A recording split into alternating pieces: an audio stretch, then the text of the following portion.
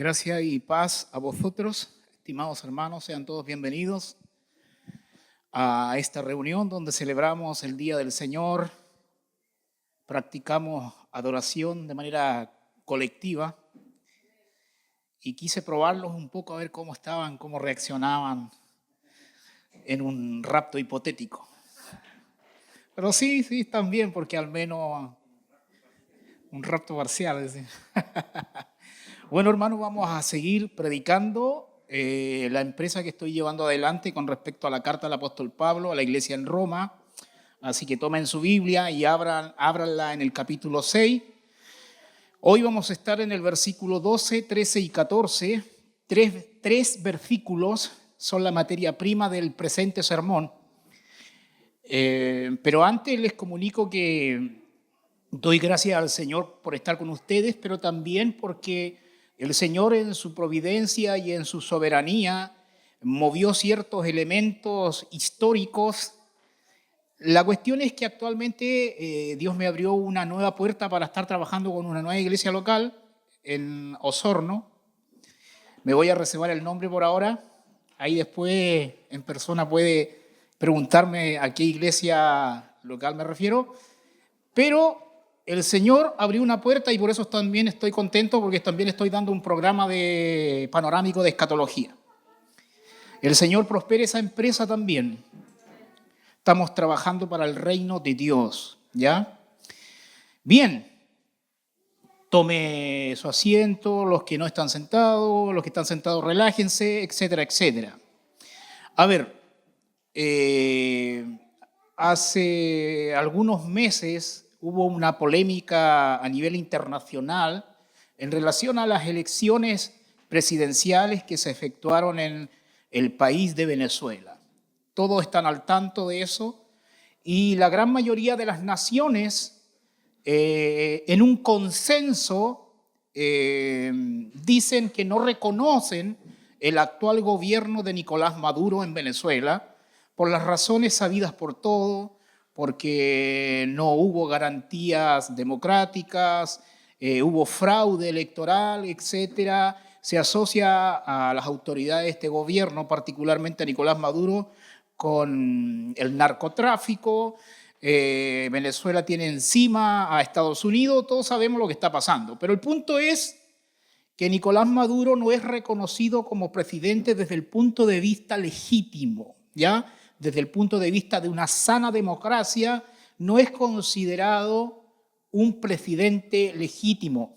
Habrán algunas excepciones que concuerdan con su ideología, que a pesar de todo el fraude siguen apoyándolo, por cierto. Pero el gran consenso del concierto de las naciones es que no reconocen este gobierno como legítimo. Eso significa que la ciudadanía de Venezuela, aparte de que muchos han salido desde allí a través de la migración, ¿cierto? Ha invadido otras naciones, como Chile particularmente. La cuestión es, ¿qué deberían hacer los ciudadanos de Venezuela? ¿Deberían de facto obedecer a Nicolás Maduro o deberían levantarse en resistencia, en insurrección? ¿Qué deberían hacer los ciudadanos propiamente tal de Venezuela? Esa es una buena pregunta. ¿Deberían obedecer al gobierno de Nicolás Maduro? La verdad es que si los ciudadanos desobedecieran al presidente, moralmente no estarían haciendo nada malo porque Nicolás Maduro es un presidente legítimo. ¿Ya? Ahora pongámonos en los pies de los cristianos, nuestros hermanos cristianos de Venezuela, ¿cómo deberían actuar? A veces por sabiduría quizás se puede tolerar ciertas cosas, pero pueden darse situaciones específicas donde estaría, podríamos decir, legitimado la desobediencia civil pacífica de los cristianos. A los cristianos nunca se les insta en ese sentido a tomar las armas, ojo, pero sí podrían poner resistencia pacífica, ¿ya? ¿Por qué? Porque el presidente es un presidente ilegítimo. Entonces el sermón del día de hoy se titula Un rey ilegítimo. Un rey ilegítimo. Entonces estoy usando esta historia, esta narrativa de Nicolás Maduro como ilustración al sermón que les presentaré el día de hoy por la gracia de Dios. La primera frase que resume el sermón y que sería una de las frases en las cuales ustedes deberían quedarse con este sermón es la siguiente: el pecado para el creyente es un rey sin trono y sin corona. Repito, el pecado para el creyente es un rey sin trono y sin corona. Eso es lo sustancial del sermón del día de hoy. El pecado sí es un rey, tiene su reino, pero para con el creyente es un rey sin trono y sin corona. O sea que para con el creyente el pecado es un rey ilegítimo.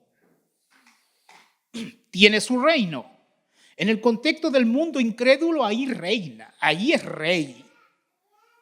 Pero el cristiano dejó de estar bajo ese reino desde el momento que creyó en Cristo y el Dios Todopoderoso nos trasladó del reino de las tinieblas al reino de su amado Hijo, Jesucristo.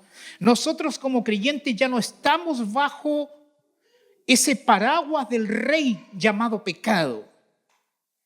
Esa es la lógica. Y nosotros estamos en el capítulo 6 del libro de Romanos. Pablo está en el contexto al final de su tercer viaje misionero, en el 57 después de Cristo, como lo hemos dicho en muchas ocasiones. Pablo envía una carta a la iglesia local en Roma, una degustación previa, ya que de acuerdo a sus ambiciones misioneras, él tenía pensado viajar para allá, hasta España.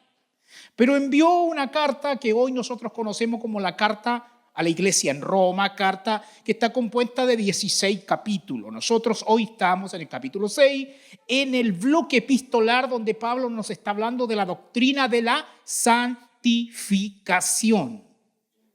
¿Ya? Capítulo 6, capítulo 7, capítulo 8, esos 3 capítulos nos está hablando de la doctrina de la santificación. Anterior a esta doctrina vimos nosotros la doctrina de la justificación y anterior a la doctrina de la justificación vimos la doctrina del pecado, ¿se acuerdan? En ese sentido, esta carta es una carta muy ordenada desde el punto de vista sistemático. De hecho, los eruditos, los estudiosos en Biblia, los teólogos, etcétera, los biblistas, dicen que la carta a los romanos es una de las cartas más fáciles de encontrar su estructura, porque está tan bien ordenada que parece un verdadero tratado incipiente de teología sistemática. Pecado, justificación, santificación, israelología, después viene, de hecho, capítulo 9, 10, 11, vamos a ver de la doctrina de Israel. Entonces, hermanos, otro concepto que vamos a ver el día de hoy, y de hecho ya en el capítulo 6 ya hemos venido viendo este concepto, pero hoy quiero detenerme un poquito más en el concepto de sinergia. Todos han escuchado de una u otra manera el concepto de sinergia, ¿cierto? Trabajar juntos significa básicamente trabajar juntos. Este concepto de sinergia, cuando uno busca su origen histórico, su desarrollo, su uso contemporáneo, es un concepto que ha estado siendo trabajado dentro de diferentes ramas del conocimiento. Por ejemplo, se estudia en la teoría de sistemas, se estudia el concepto de sinergia, también se estudia dentro de la administración de empresas, sea privada o pública, también trabaja mucho con el concepto de sinergia. Ya dentro de los negocios, las empresas, también dentro de la sociología se está usando mucho el concepto de sinergia para entender los sistemas sociológicos, etcétera, etcétera. El punto es que el concepto de sinergia es un concepto que está siendo bien explotado por diferentes ramas del conocimiento o diferentes dimensiones de la vida. También se está usando dentro del área del conocimiento de la teología. También se ha desarrollado este concepto dentro de la teología.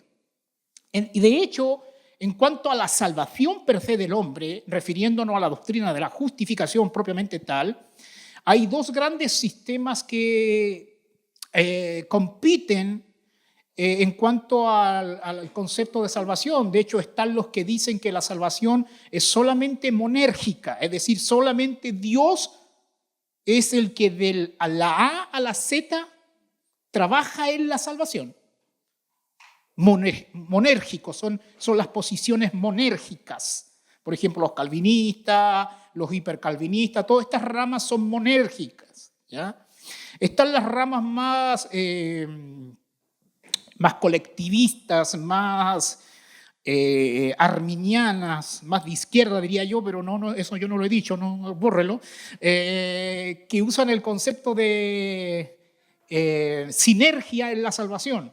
Es decir, que hay una cooperación entre Dios y el hombre en la salvación, ¿ya? O sea, la salvación no es exclusiva del Señor. El hombre tiene algo que aportar a la salvación. Nosotros, como en lo personal y como iglesia local, no nos adherimos a esa posición.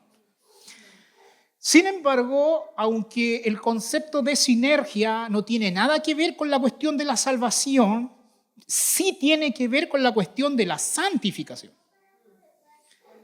Si tuviéramos que hacer un uso legítimo del concepto de sinergia en teología, sería que tendríamos que tratar la sinergia en el concepto de la santificación, porque la santificación, ahí sí obra Dios y también actúa el hombre en algún sentido, aunque detrás de todo esto, aún en la salvación está Dios, que genera todo el querer como el hacer, pero sí el hombre tiene que hacer algo.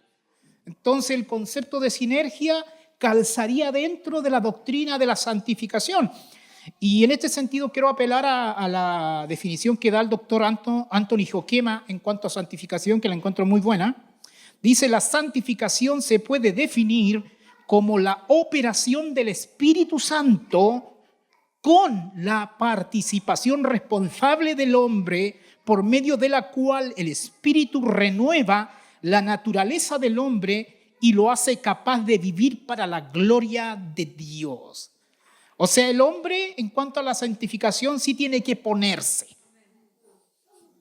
¿Y cómo se puede oponer? En una lógica teológica, nosotros para santificarnos tenemos lo que se llama, teológicamente hablando, las disciplinas espirituales.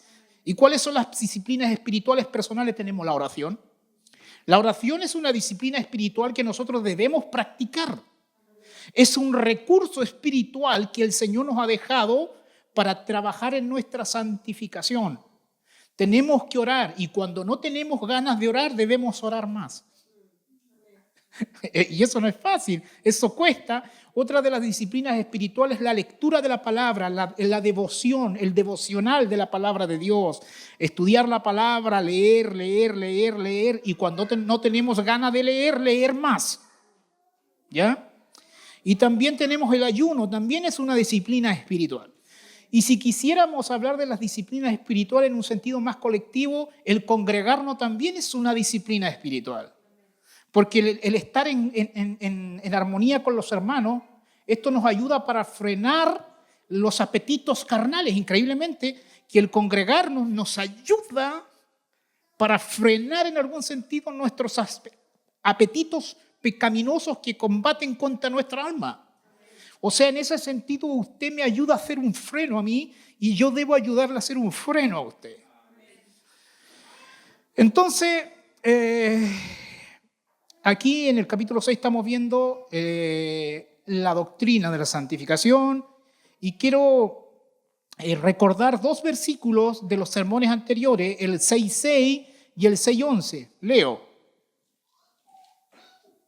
El 6.6 y el 6.11 dice, el 6.6 dice: sabiendo esto, que vuestro viejo hombre fue crucificado juntamente con él, para que el cuerpo del pecado sea destruido, a fin de que no sirvamos más al pecado. 6.11 dice: así también vosotros consideraos muertos al pecado, pero vivos para Dios en Cristo Jesús, Señor nuestro. Lo que hemos visto en los sermones anteriores es que nosotros, en cuanto a santificación, primero debemos entender cuál es nuestra identidad en Cristo. O sea, el creyente se identifica con la muerte y con la resurrección de Jesucristo. Esos son los dos grandes elementos que nos describen y nos expresan nuestra identidad en Cristo. Nosotros estamos muertos en Cristo, pero estamos vivos en Cristo al mismo tiempo, identificados en la muerte y identificados en la vida. O sea, tenemos dos áreas de identificación. Básicamente nos identificamos con el Evangelio porque estamos hablando de los elementos del Evangelio. Entonces nosotros en un sentido estamos muertos y en otro sentido estamos vivos. Cuando estamos muertos, es decir, que ya no estamos vivos para el reino del pecado, estamos muertos. Cuando dice que estamos vivos por la resurrección, es que hemos nacido a una nueva vida, estamos bajo un nuevo régimen, bajo el régimen del Espíritu, no bajo el régimen del pecado. Nosotros pertenecemos a otro reino, no al reino antiguo. El Señor nos trasladó del reino de las tinieblas al reino de su amado Hijo. A ese reino pertenecemos nosotros. Dicho esto, quiero leer los 3 versículos y si gusta se pone de pie. Romanos 6:12, Romanos 6:13 y Romanos 6:14. Dice así en el nombre de Jesús y abro comillas, Romanos 6:12 hacia adelante. Dice, no reine pues el pecado en vuestro cuerpo mortal, de modo que lo obedezcáis en sus concupiscencias. Ni tampoco presentéis vuestros miembros al pecado como instrumentos de iniquidad, sino presentaos vosotros mismos a Dios como vivos de entre los muertos y vuestros miembros a Dios como instrumentos de justicia. El 14. Porque el pecado no se enseñoreará de vosotros, pues no estáis bajo la ley, sino bajo la gracia. Tomen asiento. Ya.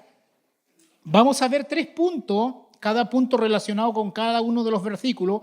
Vamos a ver el primer punto en el versículo 12, el pecado no debe reinar. Ese es nuestro primer punto. El pecado no debe reinar, punto 1. Punto 2, los miembros del creyente. Y punto 3, el reino de la gracia. Y punto 4, una aplicación contemporánea. Nunca el predicador expositivo debe olvidarse de la aplicación contemporánea, porque ahí la predicación expositiva tiene un punto flaco. La aplicación contemporánea es de suma importancia porque si no la practicamos, nos vamos a quedar con Dios hablándole a la audiencia original y nada más. Pero Dios no solo le habla a la audiencia original, Dios también nos habla a nosotros hoy en el siglo XXI. Porque si no practicamos una aplicación contemporánea, de alguna manera estamos practicando un cesacionismo a la audiencia contemporánea. Pero nosotros creemos que Dios no solo habló ayer, sino que también habla hoy y lo que habla es relevante. Amén. Por eso insto a los predicadores a siempre a tener una aplicación contemporánea. Y eso es todo un arte, porque hay que extraer los principios de la palabra de Dios, viajar más de 2000 años y aplicar los principios a situaciones concretas. Y para eso necesita no solamente tener una correcta lectura del significado de la Escritura, sino tener una correcta lectura del mundo contemporáneo, porque es ahí donde va a tirar la aplicación. ¿Se imagina usted a una persona pescando en donde hay barro? No aplica. El anzuelo puede ser muy bueno, la carnada puede ser muy buena, pero si lo tira donde hay barro no va a pescar nada. Tiene que tirarlo en un río o en algún lugar donde se sabe que hay peces. De la misma manera, se debe entender cómo el mundo está funcionando hoy, no para avalarlo, sino simplemente para saber dónde voy a tirar la carnada. ¿Me siguen? Entonces, también les insto a escuchar noticias, a leer literatura contemporánea para saber cómo este mundo de hoy está funcionando. Nosotros no somos de este mundo, pero estamos en este mundo y por el hecho de estar en este mundo debemos saber qué es lo que está pasando. Debemos tener una lectura de conjunto entre la iglesia y debemos no solamente alimentarnos en lo que significa la palabra de Dios, sino tenemos que tener, la iglesia, mire hermano, la iglesia es la institución de Dios que debe ser experta en la lectura de los tiempos que estamos viviendo. Por eso que la iglesia, al menos acá, está estudiando escatología contemporánea para tener una correcta lectura de los tiempos actuales y de los tiempos futuros. Bien, ese fue un spoiler, un adelanto, lo veremos más en la aplicación. Repito, el pecado para el creyente es un rey sin trono y sin corona. Conéctelo con la ilustración. Tenemos un Nicolás Maduro, o sea, un pecado que es ilegítimo. No dejes que Nicolás Maduro gobierne sobre tu vida. Bien, entremos a nuestro primer versículo. Comienza con no reine. Aquí estamos viendo el pecado no debe reinar. No reine. Antes de analizar este mandamiento no reine, viene la palabra y coma, dice pues. Esa palabra pues indica que el autor va a hacer un resumen de lo que venía diciendo. Entonces teológicamente nos envía al 6:11. ¿Qué dice el 6:11? Así también vosotros consideraos muertos al pecado. ¿Por qué? Porque nos identificamos con la muerte de Cristo. Así también vosotros consideraos muertos al pecado, pero vivos para Dios. Ahí está hablando de la resurrección. Pero vivos para Dios en Cristo Jesús, Señor nuestro. Entonces, hermanos, cuando nosotros queremos practicar santidad, no es una santidad arbitraria al gusto del consumidor o porque a mí me parece esto o me parece lo otro. No. Nuestra santificación debe ser gatillada por una verdad. ¿Cuál verdad? Que nosotros nos posicionamos en Cristo y en Cristo estamos identificados con su muerte y su resurrección.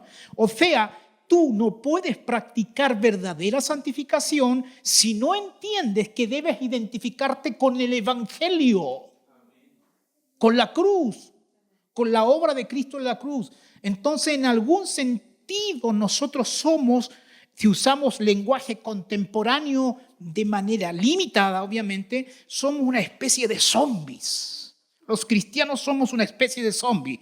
Somos los muertos vivos, porque estamos muertos en Cristo por su muerte, pero estamos vivos por su resurrección.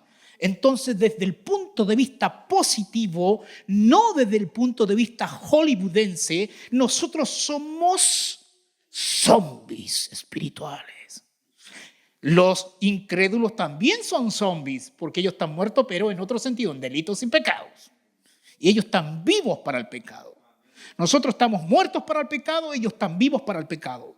Ellos están muertos en pecado, nosotros estamos vivos por la resurrección de Jesucristo. Y la iglesia, cuando se junta los días, primer día de la semana, justamente celebra lo mismo. Nosotros celebramos el Evangelio, hermano, por eso nos reunimos. Nosotros proclamamos corporativamente, colectivamente, la resurrección de nuestro Señor Jesucristo. La única tumba que está vacía es la tumba de Cristo. Es el poder de la tumba vacía. Debemos santificarnos en el poder de la tumba vacía. Oh, qué poder fue liberado ahí, hermano. Qué poder fue liberado. Eso es tremendo. Por la gracia de Dios hemos nacido de nuevo. Bien, entonces la palabra pues nos remitía al 6:11. Así también vosotros consideraos muertos al pecado, pero vivos para Dios en Cristo Jesús, Señor nuestro. No fuera de Cristo, en Cristo. Porque cuidado de buscar una santificación fuera de Cristo. Puedes caer en el legalismo y si no te santificas puedes caer en el antinomianismo. Nosotros no estamos bajo la ley de Moisés para santificarnos, pero eso no significa que estemos sin ley. Estamos bajo la ley de Cristo, bajo la ley del Espíritu. Nosotros no estamos sin régimen. Hemos cambiado de régimen, pero no estamos sin régimen. Ojo, pero no para salvación, sino para restaurar la imagen de Cristo en nosotros. ¿Ya? Dice no reine. Este verbo reine, usted sabe que los verbos tienen características y una de las características de los verbos es el tiempo. Este verbo reine aquí está en tiempo presente. Entonces, no reine Nicolás Maduro, de acuerdo a la ilustración. No reine está en tiempo presente, porque está el tiempo pasado, el tiempo presente y el tiempo futuro, ¿cierto? No, este verbo está en tiempo presente, pero el aspecto de este reino es algo continuo. Está en tiempo presente, pero en aspecto continuo. Ejemplo, cuando usted ve una carrera de caballo, ¿cierto? Está en el hipódromo, ve una carrera de caballo, usted ve que la carrera de caballo está aconteciendo en tiempo presente, ¿cierto? Sin embargo, los caballos están avanzando desde el punto de vista progresivo. O sea, este verbo está en tiempo presente, pero aspecto progresivo. Entonces, cuando el autor inspirado nos dice acá, en este caso Pablo, dice no reine, es algo en tiempo presente, pero que está activo, es dinámico. No reine. Y está en modo imperativo. O sea, es un imperativo de Pablo, es un mandato, es una orden. No es una sugerencia. No es una conversación. Pablo aquí no está conversando. Pablo aquí está dando un mandamiento. No reine, tiempo presente, modo imperativo. Y está en voz activa, es decir, el sujeto realiza la acción. En este caso, nosotros los creyentes debemos realizar la acción. Y ahí se manifiesta la sinergia. O sea, estamos involucrados en el proceso de santificación. No somos pasivos, no debemos ser pasivos en cuanto a la santificación. De hecho, aquellos que no entienden que la salvación no se pierde, cuando escuchan de nosotros que la salvación no se pierde, a veces bromean diciendo, pero ustedes ¿para qué se van a santificar si al final la salvación no se pierde? O sea, si piensan eso, no han entendido nada. No entienden que aquellos que creemos que la salvación no se pierde, no estamos pensando en ese momento en la santificación, estamos pensando en la justificación. Pero en cuanto a la santificación, con mayor razón, como es Dios que está involucrado al 100 en la salvación, con mayor razón debemos santificarnos, porque la santificación es parte de la empresa de cómo Dios actúa con nosotros. Por ejemplo, vuestros hijos son vuestros hijos, pero no van al refrigerador a sacar algo para comer para que sean sus hijos. O sea, ningún hijo va al refrigerador a sacar algo para comer para validar que es hijo. No, va al refrigerador justamente porque ya es hijo. ¿Me está siguiendo? Nosotros no somos aquellos que debemos andarnos validando a cada rato, hermano. Nosotros tenemos la salvación segura. Entonces dice, no reine pues el pecado en vuestro cuerpo mortal. Si bien es cierto el pecado está en nuestra naturaleza caída, porque nosotros los creyentes aún está la naturaleza caída, la gran diferencia es que hemos nacido de nuevo y ahora tenemos una nueva naturaleza. En nosotros está la naturaleza caída y la nueva naturaleza, y por lógica comienza una guerra sin tregua. No hay cuarentena. En nosotros no hay cuarentena, no hay chance, no hay espera un poquito, descansemos media hora. No. En esta guerra no hay tregua. Esa es la guerra interna en el creyente. Está la naturaleza caída y la nueva naturaleza en una guerra constante, sin tregua. El diablo ayuda a nuestra naturaleza caída, el mundo también ayuda a la naturaleza caída, pero a nuestra nueva naturaleza es ayudada por el Espíritu Santo. La Biblia dice que el que siembra para la carne, de la carne recibirá corrupción, mas que el siembra para el Espíritu, del Espíritu recibirá vida eterna. Entonces hay una guerra ahí. ¿Ustedes han experimentado esa guerra? Todos los días. Todos los días. A cada rato. Bueno, si usted experimenta esa guerra, glorifique al Señor porque los incrédulos no tienen esa guerra. Nosotros los creyentes sí tenemos esa guerra. No reine pues el pecado en vuestro cuerpo mortal. Ahora, ese pecado se manifiesta en nuestro cuerpo. Nuestro cuerpo físico canaliza. De hecho, los deseos concupiscentes comienzan en la mente, pero se expresan en el cuerpo, incluso en nuestras pulsaciones genitales. Eso es verdad. Nosotros a veces tenemos que... la pulsación genital en per se no es mala, ojo, porque es parte del diseño de Dios lo físico. Pero a veces sirve como instrumento para dar rienda suelta al pecado. Y eso es lo que tenemos que evitar. En las iglesias a veces no se dicen estas cosas, pero nosotros guerreamos contra el enfoque equivocado de las pulsaciones genitales. Es algo constante. No reine pues el pecado en vuestro cuerpo mortal, y no solamente en lo sexual. En nuestro cuerpo se manifiesta en todo tipo de cosas, en comer en exceso, en amar mucho a la Coca-Cola, también esos pecados, o cualquier exceso. Es una guerra en toda la dimensión y son nuestras guerras.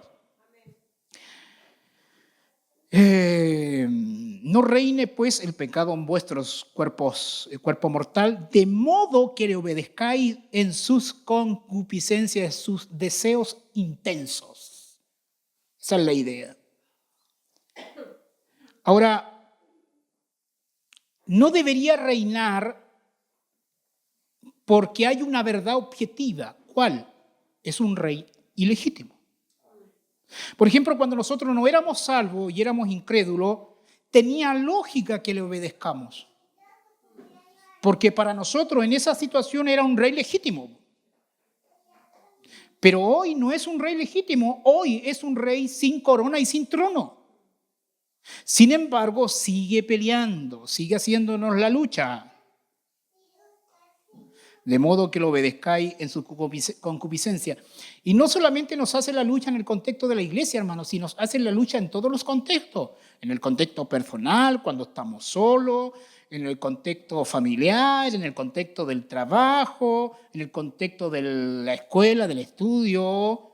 Entonces, se manifiesta en diferentes contextos.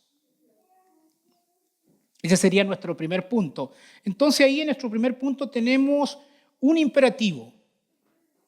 Nuestro primer imperativo, modo imperativo, los miembros del creyente, versículo 13 dice, ni tampoco, o sea, además de lo dicho anteriormente, ahora se suma ni tampoco presentéis, ahí está nuestro segundo verbo, tampoco presentéis, esto está en tiempo presente igual y modo imperativo, está nuestro segundo imperativo, y no, ni tampoco presentéis vuestros miembros al pecado como instrumentos de iniquidad.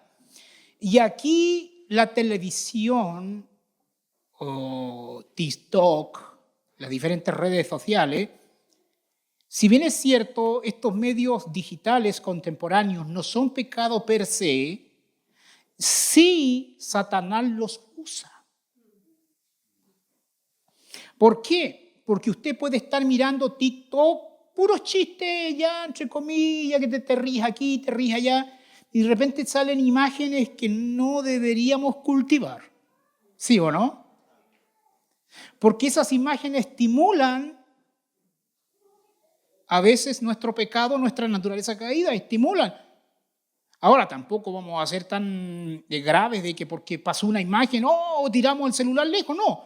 Pero lo que voy yo es que si cultivamos eso, de hecho, Martín Lutero dijo, no puedo evitar que los pájaros vuelen sobre mi cabeza, pero sí puedo evitar que hagan nido en mi cabeza. Entonces, incluso las películas, yo no soy fanático para prohibir películas, pero sí debemos ser conscientes de que hay películas que nosotros no debemos ver. No debemos ver porque nosotros, como dice un dicho popular, no somos de fierro. Nuestros cuerpos reaccionan, no somos de fierro. Entonces, si estamos asaltados y sometidos constantemente a imágenes que no debemos ver y en nosotros eso se forma un patrón, estamos proveyendo para las obras de la carne. Y esas cosas que llenamos nuestra mente con esas cosas incorrectas, a veces repercuten en los sueños. Y aún en los sueños pecamos. Eso es de perogrullo. Y no es fanatismo, ojo. Cuando Gigi Ávila decía televisión no, uno no va a llegar a ese extremo, pero lo que se quería decir de fondo es que a veces el televisor sí hace daño al creyente. Y eso no es fanatismo, eso es realismo. Eso es verdad. Ni tampoco presentéis vuestros miembros al pecado como instrumentos de iniquidad, como instrumentos de anarquía al diseño de Dios. Eso es iniquidad. El insurrecto. No debemos ser insurrectos, debemos ser sometidos al diseño de Dios. Dice, si no presentaos, y aquí viene la parte positiva, dice, si no presentaos vosotros mismos a Dios como vivos de entre los muertos, obviamente por la resurrección de Cristo, y vuestros miembros a Dios como instrumentos de justicia. Entonces en este versículo 13, Dios nos habla de dos servicios, un servicio negativo y un servicio positivo. El servicio negativo es cuando presentamos nuestros miembros para el pecado. El servicio positivo es cuando presentamos nuestros miembros para la justicia, para Dios. Por ejemplo, hoy en el servicio nosotros estamos presentando nuestros miembros para la justicia, para Dios. Pero la idea es que cuando termine el servicio y en los demás contextos eso siga así, sigamos presentando nuestros miembros para el servicio de la justicia, para el servicio de la gloria de Dios y no para el servicio de las actitudes de iniquidad. No nos olvidemos que el misterio de la iniquidad ya está en acción. Y nosotros nos topamos con el misterio de la iniquidad en todo lugar, cuidado. Ni tampoco presentéis, presente modo imperativo, ese es nuestro segundo imperativo. Dice, sino presentaos. Ahí entra la sinergia del hombre, porque eso nos corresponde a nosotros. Dice, sino presentaos, eso está en modo indicativo. Sino presentaos vosotros mismos a Dios como vivos de entre los muertos y vuestros miembros a Dios como instrumentos de justicia. ¿Te acuerdas que había un corito que se cantaba a veces que es atingente a este punto? Cuidadito, tus ojitos lo que miran. Es un corito muy básico, pero mucha que tiene verdad teológica. Cuidadito, tus manitos lo que tocan, porque hay un Dios de amor que mirándonos está. Interesante. ¿Cómo están tus ojitos, hermano? ¿Qué miran tus ojitos en tu casa? ¿Qué miran tus ojitos en la iglesia? ¿Qué miran tus ojitos en el trabajo? ¿Qué miran tus ojitos cuando vas? ¿Qué miran tus ojitos cuando vienes? ¿Qué miran tus ojitos en la micro?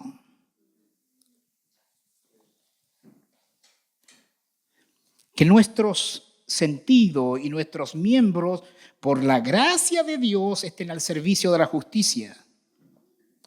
Ahí tenemos nuestro segundo punto, y nuestro tercer punto, que está en referencia al versículo 14, dice, porque, ese porque siempre indica la razón, porque el pecado no se enseñoreará de vosotros. El pecado no se enseñoreará de vosotros, pues no estáis, ahí hay otro verbo, el verbo estáis, pues no estáis tiempo presente, modo indicativo, pues no estáis bajo la ley, sino bajo la gracia. A ver, nosotros los creyentes debemos santificarnos bajo el régimen de la gracia y no bajo el régimen de la ley. O sea, nos debemos santificar por la ley de Cristo, por la ley del Espíritu y no bajo el pacto mosaico. Porque el propósito de la ley era evidenciar el pecado, pero la ley no le daba poder al cristiano para vencer. La ley solo le mostraba que era pecador, pero no le daba poder para vencer. En cambio, la gracia da el poder para vencer. Esa es la diferencia. Bajo el régimen de la gracia nosotros tenemos el poder para sobreponernos y sacar la cabeza del yugo del pecado, porque el rey del pecado es un rey sin trono y sin corona. A pesar de todo, a veces nos dejamos someter, pero ya no hay razón para someterse. Ese es el punto de Pablo. Porque ahora vivimos bajo el régimen de la gracia, y bajo el régimen de la gracia nos energiza para vencer. De hecho, 1 Corintios capítulo 15, versículo 56 dice: ya que el aguijón de la muerte es el pecado y el poder del pecado la ley. O sea que bajo el poder de la ley había un rey que nos sometía. Ahora no. Ahora el rey del pecado está destronado. En el reino del amado Hijo, Cristo, no debe reinar las tinieblas, sino que debe reinar la luz de Cristo. Bien, dicho esto, habiendo hablado de estos 3 puntos, esto es lo que la iglesia o la audiencia original entendió de lo que Pablo les envió. La iglesia, hermano, a la cual Pablo estaba escribiendo era una iglesia local en Roma, que estaba bajo el régimen de la ley del Imperio Romano, donde la sociedad era una sociedad politeísta, el panteón de los dioses de Roma, donde el paganismo estaba al por doquier. Esa era la lucha de la iglesia, de los hermanos allá, y recibieron esta verdad de Pablo. No era fácil practicar santidad si pensamos en la iglesia local de Roma. ¿Se imagina decir un cristiano en Roma: yo estoy bajo el régimen de Cristo y no bajo el régimen de César? Podría haber sido interpretado desde un punto de vista de una rebelión política desde la óptica de Roma, y de hecho así se interpretó, porque los primeros cristianos fueron perseguidos porque se pensaba que eran rebeldes a la ley civil de Roma. Sin embargo, los apologistas cristianos respondían que los cristianos eran los más obedientes a la ley civil, a excepción si la ley les enviaba a desobedecer la ley de Cristo. Había muchos rumores, muchas mentiras que se levantaban contra la iglesia de Roma, contra nuestros hermanos allá. Ellos luchaban, ellos no se sometieron, fueron perseguidos. La historia de la iglesia habla de más de 10 persecuciones de manera intermitente que se manifestó contra la iglesia primitiva. De hecho, en el 97, cuando reinaba Domiciano, se persiguió a los cristianos por la acusación de ateo. Usted sabe que los primeros ateos fueron los cristianos, pero ateos en el sentido de que no se sometían a los dioses falsos. En ese sentido eran ateos a los dioses falsos. Ellos solamente se sometían a Cristo. Entonces, yo decía tiempo atrás, o he dicho en algún momento atrás, que un verdadero cristiano debe ser un verdadero ateo.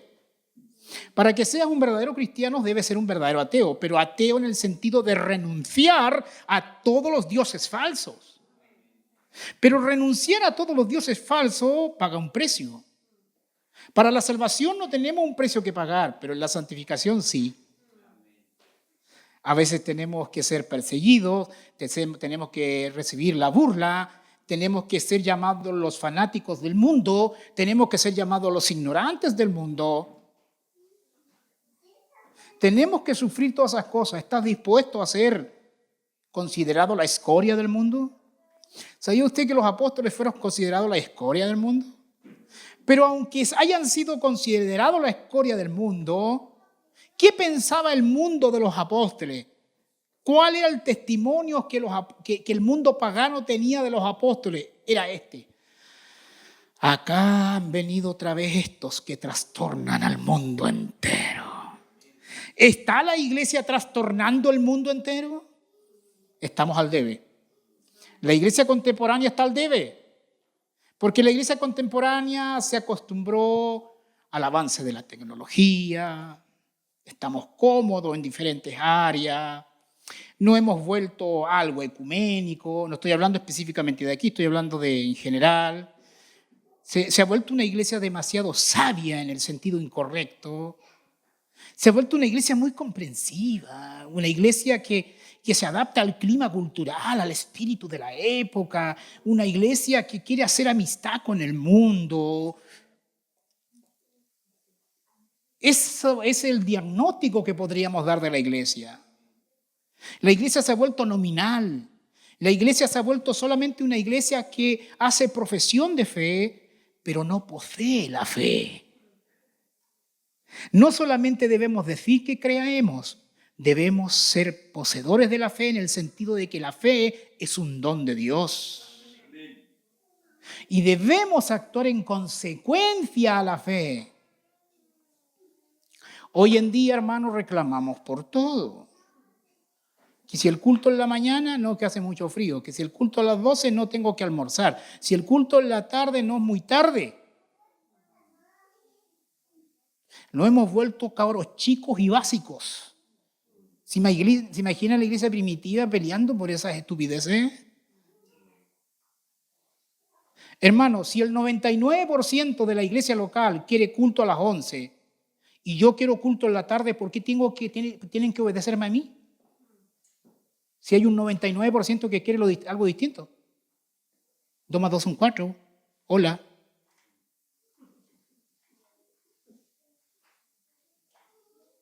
Hay un grillo de fondo. Clic, clic. Hermanos, o el hermano no me saludó. Hermano, es verdad que los hermanos tenemos que saludarnos, eso es verdad, pero si de repente un hermano no nos saluda, no nos pasemos rollo, hermano, no seamos complicados. El hermano tuvo una mala semana, déjalo que sea luchado. Déjalo que pierda a veces, porque si no siempre va a ganar.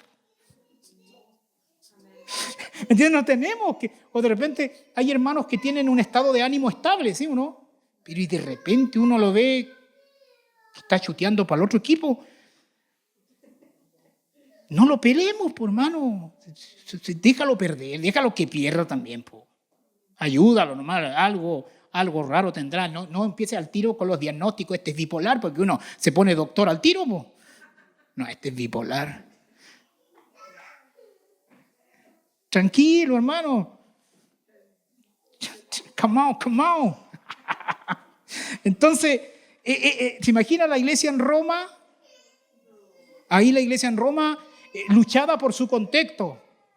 Hoy, saltemos 20 siglos, estamos en el siglo XXI. Nosotros en el siglo XXI, ¿qué estamos pasando hoy? Estamos a la falda de una elección, nosotros los chilenos. Estamos a la falda de una elección donde hay varios candidatos que están presentando sus programas, excepto una que todavía no presenta el programa. Entonces, pero estamos ahí en ese escenario. Hay un clima político beligerante. Estamos ahí. Juan Antonio Kast, José Antonio Kast. Hay hartos José en todos lados. José Antonio Kast, Evelyn Matei, Kaiser. ¿Cuál es ese? Jara. No lo tengo en mis libros. Jara, la comunista Jara, Franco Parisi, y hay otro más, May Nicol. Entonces, estamos ahí. Ominami, Matei, yo estoy poniendo el contexto político que estamos viviendo hoy en día. ¿Por qué estoy poniendo un contexto político? Porque ahora yo tengo que traer los principios que ya vimos para aplicarlos hoy. ¿Sabía usted que elegir uno u otro candidato también es una decisión de santificación? Porque nosotros, la iglesia, debemos tratar de tener la mejor elección posible. Y eso tiene que ver con tomar elecciones correctas para santificación. Esto nadie lo quiere decir, pero es así. La iglesia evangélica, la comunidad evangélica, por años en Chile no ha estudiado su Biblia en esta cuestión de la teología política, de tal manera que está muy confundida. De hecho, gran porcentaje de la comunidad evangélica chilena tiene mentalidad de izquierda y hay otros que tienen mentalidad de derecha. Eso es verdad. No podemos tapar el sol con un dedo. Estoy haciendo un diagnóstico. ¿Qué debemos hacer? ¿Algún candidato me ha pagado para que le haga publicidad? No. Yo estoy diciendo que nosotros nos vamos a enfrentar a una elección donde eso no escapa del proceso de santificación. Ahora, yo debo decir que cuando uno estudia los sistemas políticos, no a los políticos, porque uno tiene que hacer una diferencia entre el sistema de creencia político y el político.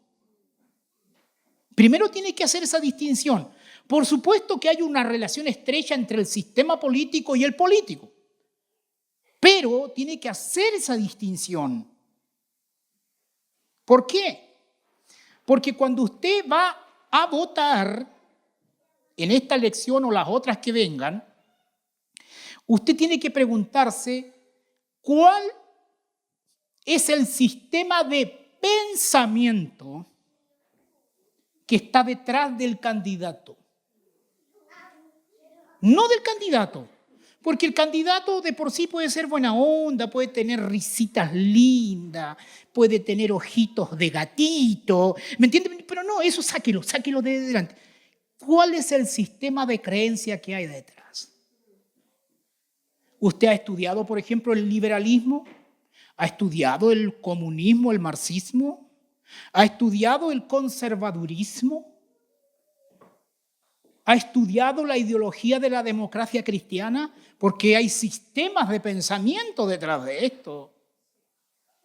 Y debe contrastar estos sistemas de pensamiento contra la cosmovisión cristiana. Pero para contrastar estos sistemas políticos con la cosmovisión cristiana, usted debe conocer la cosmovisión cristiana. Porque si no, no va a poder filtrar a estos sistemas políticos. Para eso, lo principal es la siguiente situación. Usted tiene que ir a Romanos 13. Nosotros vamos a llegar a Romanos 13 en algún momento. En Romanos 13 está el principal capítulo que nos habla del gobierno civil. Romanos 13, versículos del 1 al 7 principalmente. Ahí nos habla del gobierno civil, ahí nos habla de la doctrina del gobierno civil.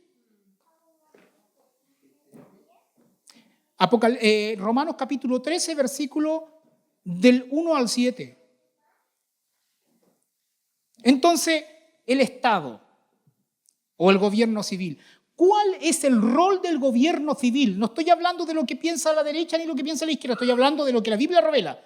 ¿Cuál es el rol del gobierno civil? Su principal propósito del gobierno civil es servir como instrumento para frenar la maldad en la sociedad, para frenar la delincuencia. Solamente bajo ese principal propósito usted se dará cuenta que este gobierno lo ha hecho muy mal. Ni siquiera estoy hablando si es de izquierda o derecha, estoy diciendo que lo ha hecho mal, nada más que eso.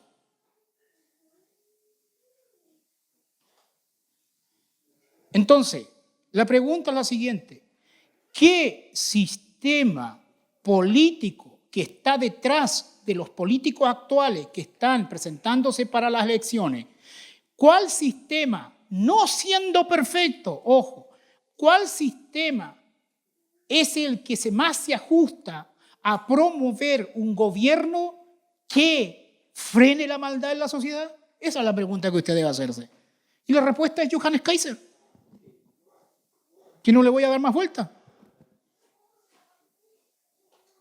Entonces el cristiano no debe votar por quien crea que va a ganar, porque esa es una lógica mundana humanista.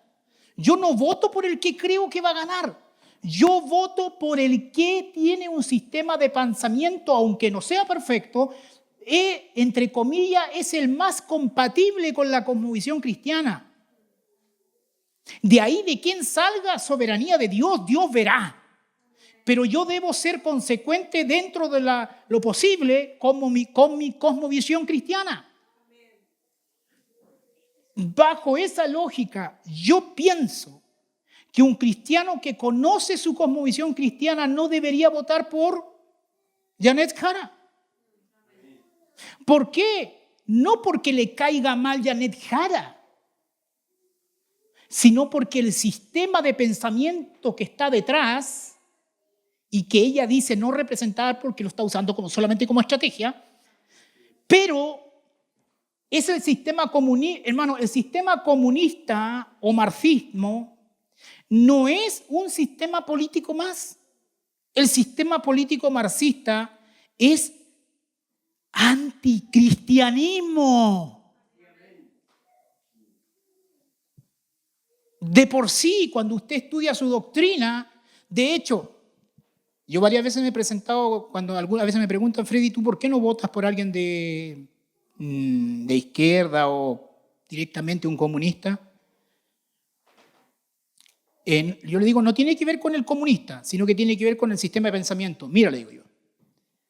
Yo como cristiano, yo creo en una realidad espiritual y creo en una realidad material. La cosmovisión cristiana cree que hay una dimensión espiritual y hay una dimensión material. Por ejemplo, si llevamos esto a nuestro cuerpo, nosotros tenemos un alma que pertenece a la dimensión espiritual y tenemos una parte material que es nuestro cuerpo físico. Eso es cosmovisión cristiana. En cambio, el marxismo, el comunismo radical, ellos son inherentemente materialistas. O sea, ellos no creen en la existencia de una realidad espiritual, ellos no creen en el alma. Entonces, de por sí, solo por esa razón, no debería ningún cristiano votar por el comunismo. Solo por esa razón. Y el cristiano que vote por ello es un inconsecuente. A lo mejor vota por ser ignorante, otra por ser fanático y otra directamente porque quizás no es cristiano. Permítanme decirlo. Entonces no se trata tanto de una cuestión de aborto, de eutanasia, la cuestión es más a fondo. Su cosmovisión es materialista. Listo. Ahora, ¿significa eso que los otros sistemas políticos son perfectos? Tampoco significa eso, porque también le vamos a encontrar su yaya, pero al menos la gracia común se manifiesta de mejor manera en otros sistemas políticos como el conservadurismo, por ejemplo. Igual, cuidado con el conservadurismo porque puede terminar predicándonos un moralismo cultural. También tenemos que cuidarnos de eso, pero al menos es el mal menor. Ese es el punto. Y más cuando nuestra escatología es que nosotros no creemos en el Kingdom Now. ¿Cómo lo pronuncié? El Kingdom Now. Reino ahora, reino ya. Nosotros no creemos en eso. Nosotros creemos que el reino lo traerá Jesucristo en su segunda venida, al final de los 7 años de la tribulación escatológica, y es Él el que va a redimir no solo al hombre, sino todas las estructuras sociales. Es Jesucristo. Es el programa de gobierno de Cristo que traerá la tan ansiada utopía. Es Cristo y solo Cristo. Hoy trabajamos dentro de la medida de lo posible. Ya me volví político. Siempre usan dentro de la medida de lo posible. Claro que eso lo usan a veces como excusa para no hacerse cargo de las promesas, pero bueno. Pero si uno lo usa de buena fe y en verdadero sentido escatológico, hay cosas que van a ser posibles dentro de la medida de lo posible de una escatología correcta. Entonces, puede ser que Dios nos dé un veranito de San Juan, usando esa palabra, con algún gobierno. Ahora, debemos votar en pro de una cosmovisión cristiana correcta. Debemos votar en pro de una sana conciencia. Usted nunca, hermano, viole su conciencia. De hecho, su conciencia a veces puede estar actuando mal. Pero no viole su conciencia porque aunque su conciencia esté mal educada, si usted viola su conciencia, usted pecó. Entonces, pero yo les invito a no violar su conciencia, pero también les invito a educar la conciencia. A forjar de manera correcta la conciencia. Por ejemplo, Pongo un ejemplo. Cuando usted se enteró por primera vez que la salvación no se perdía, ¿qué pasó con su conciencia? No, su conciencia fue afectada. Entonces a usted le costó creer que la salvación no se perdía. Entonces, en ese sentido, usted debería respetar su conciencia. Pero después, cuando empezamos a estudiar de que la salvación no se perdía y poníamos versículo tras versículo, verdad tras verdad, reglón tras reglón, edificamos verdad espiritual sobre verdad espiritual, ¿qué pasó con su conciencia? Empezó a ser educada correctamente. Y después ya cada vez costaba menos. Cada vez el que la salvación no se pierde le hacía más sentido. Es porque su conciencia comenzó a ser educada. Ahora ya no. Ahora decir que la salvación se pierde, eso le provoca una reacción instantánea. Entonces, aplicación contemporánea, estamos a las puertas de una elección presidencial. Nuestros niños son bombardeados por ideologías progresistas a todo nivel.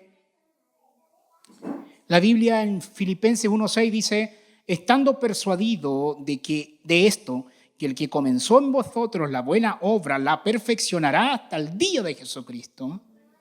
Filipenses 2:12-13 dice, por tanto, amados míos, como siempre habéis obedecido, no como en mi presencia solamente, sino mucho más ahora en mi ausencia, ocupaos en vuestra salvación con temor y temblor, porque Dios es el que en vosotros produce así el querer como el hacer por su buena voluntad.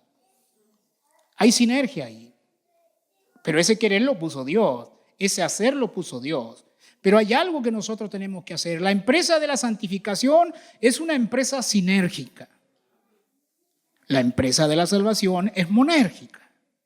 Pero la empresa de la salvación es sinérgica. La pregunta es, hermano, hoy ya en el siglo XXI, ¿qué vas a hacer tú?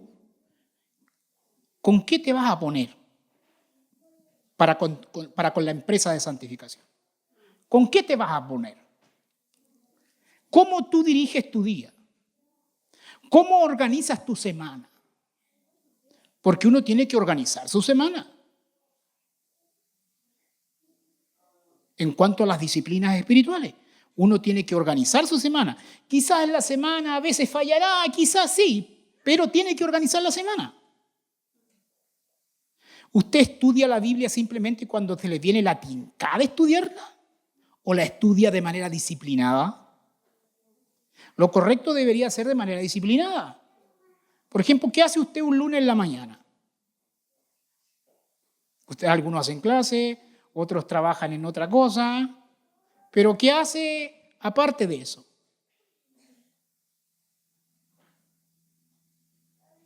¿Cómo organiza la lectura de la Biblia? ¿La hace cuando tiene tiempo o se organiza para tener tiempo? Que son cosas distintas. Porque si usted estudia la palabra en los ratitos libres, usted tiene la Biblia en segundo lugar. Pero si usted se hace un tiempo donde va a estudiar la Biblia, ahí ya la Biblia está en primer lugar. ¿Qué hace el martes? ¿Se acuerdan los niños cuando tenían su horario de clase y ponían todo lo que le tenían que el lunes, martes? Un cristiano debería hacer eso. No es incorrecto hacer eso. Eso serviría para disciplinarnos. Hermano Freddy, te invito a comer unos completos a las 4 o a las 6 de la tarde el día martes. Y supongamos que yo a esa hora estudio la Biblia. Pero igual me pusieron unos completos. Ay, y ahí es cuando uno se pone sabio y dice, no, pero uno que haga una excepción. Sí, no creo que el Señor se enoje por una excepción. Y es capaz que hasta Dios esté tomándolo soberanamente control de esto, porque quizá va a haber una necesidad espiritual con el hermano que me invitó a los completos. Uno empieza a justificar, ¿se da cuenta? Uno empieza a calmar su conciencia y a hacerle nanaya a la conciencia.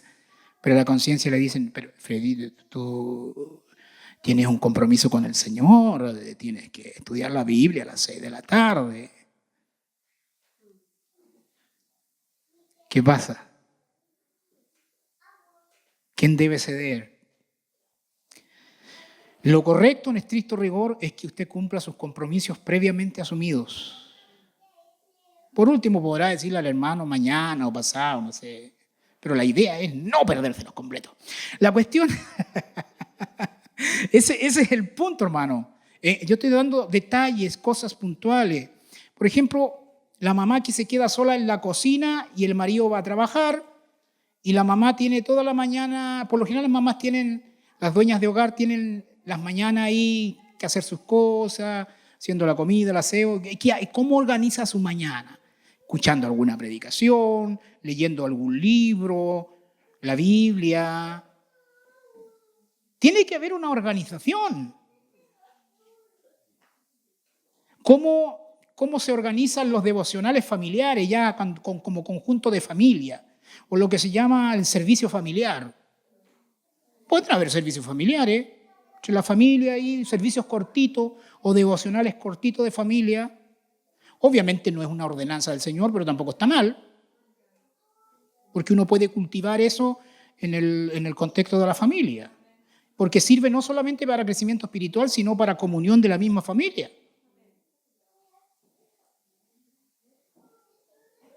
¿A qué hermanos van a invitar durante la semana? También eso es parte de la organización. La idea es aplicar las disciplinas espirituales en pro de la santificación. En el trabajo hay un momento de almuerzo o hay algunos tiempos muertos. ¿Qué haces con los tiempos muertos en el trabajo? Yo escribo, yo reflexiono. De hecho, hermano, cuando ando trabajando es donde más iluminación recibo. Estoy hablando en lo particular porque como ando trabajando y ando meditando y me muevo en diferentes escenarios, de repente Dios usa los mismos escenarios para gatillar ejemplos. Así obra el Espíritu Santo. Y del Señor me va dando ejemplos y yo los voy anotando porque después se olvidan. Esto es un consejo para predicadores. Dios le comienza a regalar diariamente perlitas de iluminación que tiene que escribirlas para no olvidarse. Yo tengo varias perlitas que están como la punta del iceberg, pero todavía no están desarrolladas completamente, pero sí hay pequeñas luces que Dios te va dando y tienes que anotarlas. Tienes que anotarlas y después mirarlas. ¡Wow! Porque de verdad que, hermano, si el Espíritu realmente trabaja en su pueblo, el Espíritu Santo trabaja con los predicadores, trabaja con las madres, trabaja con los hijos, etc. ¿Cómo debe practicar la parte sexual el matrimonio? Eso no está fuera del proceso de santificación. Hay prácticas que no se deben realizar, ¿sabía usted? De acuerdo a la carne, quizás son una debilidad. La carne pide ir más allá de los límites permitidos, pero el diseño en el sexo también es algo revelado en la Biblia. A nivel de principio, no todo es permitido. Aun cuando la carne pida. Y eso también es una lucha entre la carne y la cosmovisión cristiana. Hermano, la relación sexual, yo estoy hablando desde la cosmovisión bíblica, idealmente debería ser no solo la unión de cuerpos, sino que debería ser la unión de cuerpo y la parte espiritual. Pero a veces algunos dejan la unión espiritual fuera de la pieza y solamente se unen carnalmente. O como se dice en el lenguaje contemporáneo, no es lo mismo tener sexo que hacer el amor. Son dos cosas distintas. El cristiano siempre debe buscar hacer el amor, no solo tener sexo. Eso debe ser lo que debe buscar como norte en cuanto al diseño. Y para eso tiene todo un libro para inspirarse, el libro de Cantares. ¿Sabía usted que el libro de Cantares, los matrimonios pueden inspirarse en el libro de Cantares? ¿Usted sabe que ahí, en el libro de Cantares, desde el punto de vista poético, se describen relaciones sexuales? Lea el libro de Cantares. Así que si usted quiere santificarse en la parte sexual, lea el libro de Cantares. Y de verdad se lo digo. Oh, paloma mía, perfecta mía. ¿Me capta? Pues bien, hermanos, pero todas nuestras disciplinas de santificación deben ser ejecutadas a la luz de la identificación que debemos tener en la muerte y la resurrección de nuestro Señor Jesucristo. Yo una vez le dije a alguien, y me quedó mirando súper raro, en realidad varios piensan que estoy loco, pero yo le dije, la relación sexual es un fenómeno cristológico. ¿Sabía usted que la relación sexual es un fenómeno cristológico? ¿Sabía usted que la relación sexual debe expresar el evangelio de nuestro Señor Jesucristo? ¿Qué está hablando este hermano? La unión entre Cristo y la iglesia, el matrimonio, es la ilustración histórica de la unión mística entre Cristo y la iglesia. Y donde se manifiesta la mayor unión es en la parte sexual, porque el hombre y la mujer serán una sola carne. Es una unión tan misteriosa, hermano, que la relación sexual es un fenómeno cristológico.